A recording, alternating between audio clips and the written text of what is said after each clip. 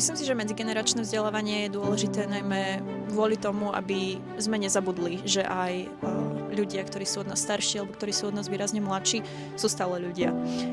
Myslím si, že máme tendenciu si tak akože dehumanizovať ostatné generácie, lebo sa cítime, že sme niečo viac a že my vidíme veci správne. Ale potom sa vlastne prepojíme a zistíme, že tí ľudia sú super, len sme možno mali skúsenosť s nesprávnou vzorkou. A myslím si, že v každej generácii vieme nájsť niekoho, kto nás niečo naučí a komu porozumieme my a kto porozumie nám. Určite by som odporúčala medzigeneračné vzdelávanie aj svojim rovesníkom.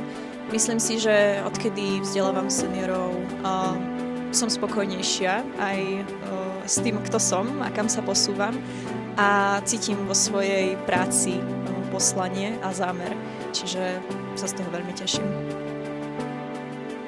Veľa seniorov sa naozaj bojí pohybovať sa na internete, čiže je dobré tak akože oprášiť taký ten strach a ukázať im, že ten internet môže byť veľmi napomocný a stačí sa len akoby asi naučiť sa, že čo im môže hroziť, ako sa tomu vyhnúť.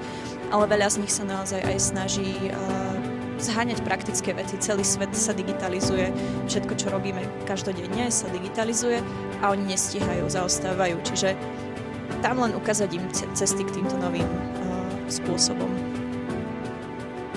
AI vnímajú každý inak.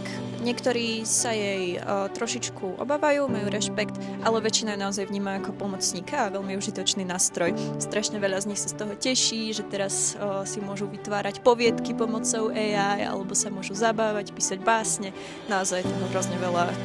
Najmä ju chcú využívať pre zábavu.